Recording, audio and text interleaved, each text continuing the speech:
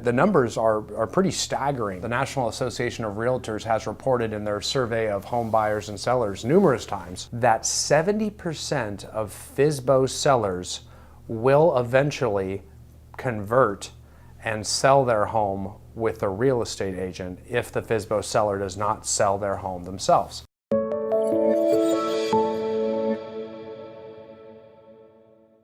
Hi, I'm Brian Icenhower, and welcome to our module on prospecting for sale by owner listings, or FSBO listings, as we like to call them in real estate. When prospecting for FSBOs or FSBO sellers, we know this is someone who, to some degree, actually wants to sell their home, even though they are trying to sell their home themselves. Of course, the challenge with the FSBO sellers is they don't really see the value in a real estate agent because they think they can sell it themselves. And when you're contacting and you come in contact through the course of business with different FSBO sellers, oftentimes FSBO sellers will come off very standoffish and demeaning to real estate agents because just by the fact that they are trying to sell their home themselves for sale by owner, they feel like it is their need to somehow devalue the service and the abilities of real estate agents. So that will turn off a lot of real estate agents. It'll make them not want to deal with them or get frustrated with them.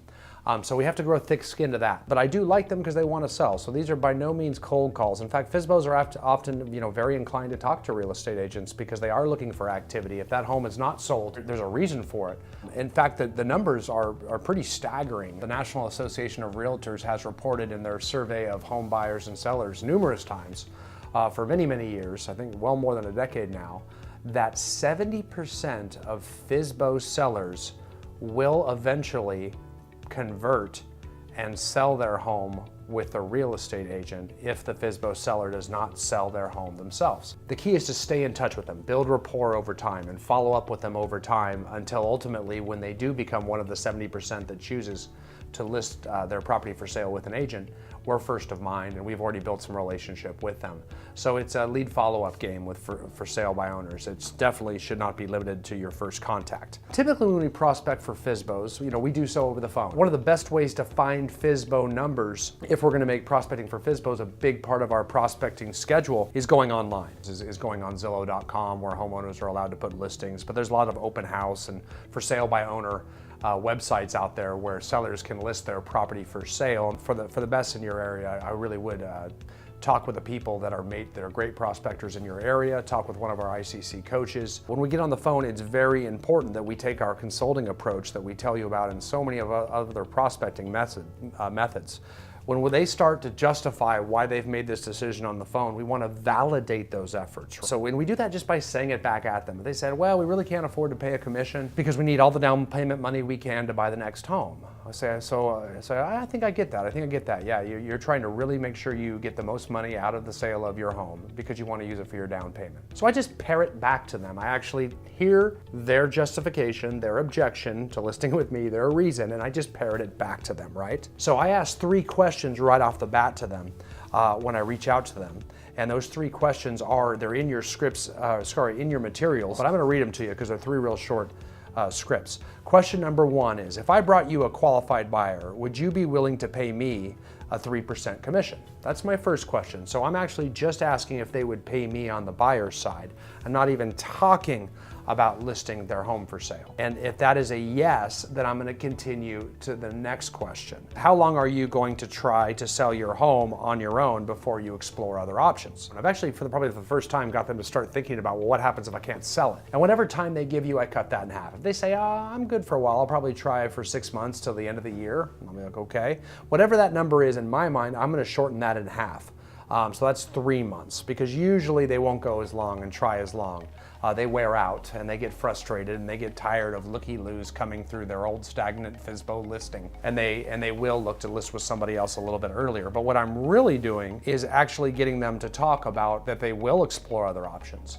They may come out and say and answer that question with, well, if I can't sell it myself, I'm not going to sell it. Or they might tell you, well, we'll probably have to talk to a realtor if we don't list it in 2 months. And that's a good prospect. That's somebody we can follow up with there. So you'll see a lot of them will. If nothing else, they'll think about it. And I'm going to say, if you don't sell your home by that time, what other options will you consider? So now I'm going to know, are they going to actually check with another realtor? But it also prevents, in case they say, well, that's when I'm going to list it with my sister, Janice.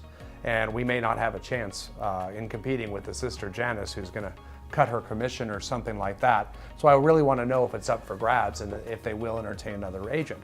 So what I'm doing is I'm filtering through to get 3 yeses. I ask 3 questions. If I get something close to 3 yeses on all 3 of those, this is a prospect that I might want to follow up with, close for an appointment, or at the very least follow up with and nurture over time. Real simple, very clean, and all of a sudden now I'm just going to filter through and I can get through a large number of FSBOs looking for yeses. If I get yeses, now I've got very good hot leads there, because that's someone who is still trying to sell, but they've admitted they're going with a realtor, and that realtor, that position for who is going to be that realtor is up for grabs, okay? So that's a very important, and that's kind of a great intro 3 question scripts for all our FSBO prospecting. Understand that they are marketing to the masses. We're really marketing to agents, and if we FSBO, either way, just by pure FSBO or by an online FSBO service that puts your listing in MLS, we are not getting the attention of the agents that represent 90% of our sellers. So I really want you to get those talking points down, because those are good talking points to use in listing presentations. We make the contact, we try to set the appointment, then we use it. Or we make the contact and we follow up continuously for 5 to 6 to 8 weeks, depending. We stay in contact, we come from contribution, we add value with a large number of FSBOs. We want to get a very big pipeline of FSBOs built up, a lot of them. So we're reaching out, adding value, listing e-alerts going out, and then they'll start to list with us. They'll start to list with us over time. So it's all in the follow-up, all in your systems as usual. So thanks again for watching this video module on how to prospect for sale by owner homes.